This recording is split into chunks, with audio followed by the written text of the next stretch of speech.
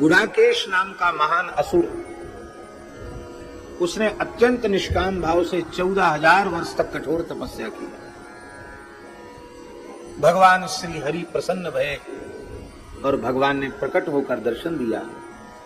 बोले, हे भक्तराज गुडाकेश, असुर कुल में उत्पन्न होकर भी तुम सर्वथा निष्पाप हो चुके हो। तुम मेरे, भगवान ने कहा, गुडाकेश तुम्हारी इच्छा क्या है, तुम्हारा मनोरथ क्या है?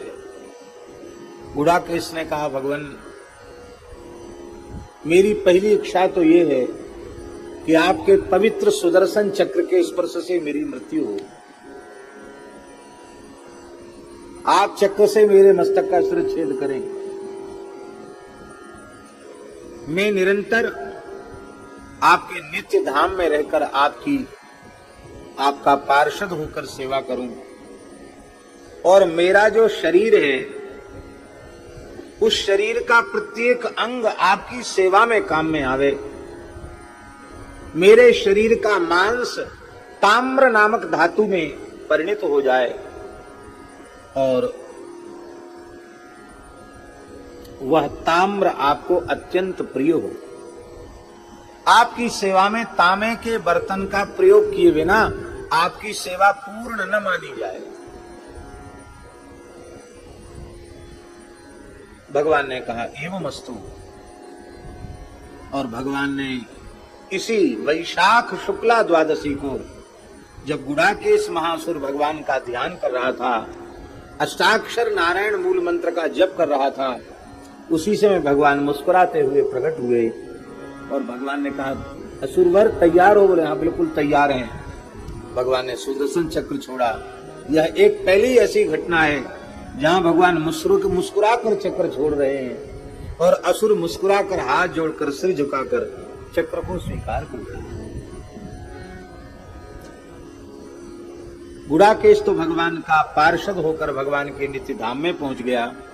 उसके शरीर का मांस ताम्र नाम की धातु के रूप में परिवर्तित हो गया, तामा बन गया।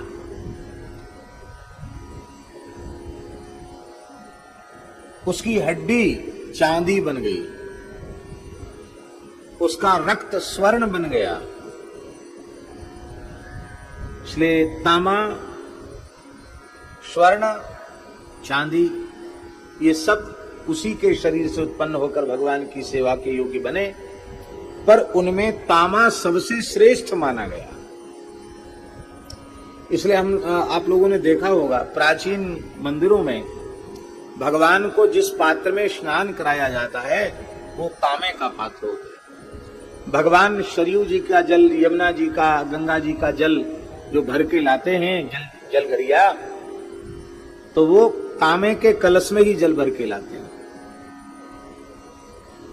ताम्र पात्र इतना पवित्र होता है कि उसमें जल पहुंचते ही सामान्य जल भी गंगा जल के तुल्य हो जाता है। आज के दिन ताम्र पात्र के दान की भी बहुत बड़ी महिमा है, क्योंकि आज ही तांबे की उत्पत्ति हुई। अब तांबे में थोड़ा अमनिया, थोड़ा बढ़िया से करना पड़ता है, तो लोग तांबा आमा नहीं, तो थोड़ा पैसा बढ़ा कि चांदी ही ठीक है। चांदी तो ठीक है, पर चांदी अंतर्धान बहुत जल्दी होती है। चमकती हुई चांदी किसी को भी अच्छी लगती है। कोई बात नहीं, जैसे भगवान की इच्छा। हमारे यहाँ मलुक पीठ में ठाकुर जी को शाम को उत्थापन होता है। इतना बड़ा कटोरा जिसमें कम से कम 2 सेर सामग्री आ जाती है। कितना बड़ा कटोरा है। तो उत्थापन में भोग लगा के बाहर रखा, किसी श्रद्धावान की विशेष इच्छा हो गई होगी, पता ही नहीं चला, अंतर्धान हो गया। कांसे के पात्र मंगा के बड़े बड़े रखे हैं। हाँ, तांबे के पात्र में भोग लगाना वर्जित है। स्नान कराया जा सकता है तांबे के पात्र में, और सेवाएं भी की जा सकती हैं, पर उसमें नैवेद्य अर्पित करने का विधान नहीं है। तांबे को जूठा नहीं करना चाहिए, क्योंकि वह अत्यंत पवित्र है। तो आज हमने ये अच्छी बात पढ़ी तो हमने सोचा आपको भी सुना दें, इसलिए मैंने सुना दिया। श्री वृंदावन बिहारी लाल की जय। इसलिए भैया संध्योपासन के पात्र भी तांबे के हों तो बहुत अच्छा है, पर जिसमें आचमन आदि करके हाथ धोते हैं, जल गिराते हैं, वो तांबे का न हो तो अच्छा है, क्योंकि फिर हाथ जूठा हो जाता है और उच्छिष्ट उसमें गिरना, तांबे को जूठा करना निषिद्ध है।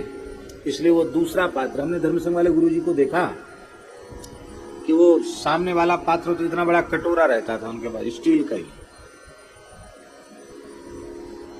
पीतल का नहीं तो स्टील का।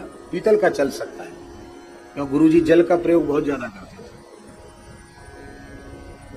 हाथ धोने में हम लोग जैसी कंजूसी नहीं कि 2 बूंद पानी से हाथ धो लिया, वो पूरा हाथ यहां तक धोते थे गुरुजी। तो पर्याप्त जल उनको संध्योपासन में लगता था।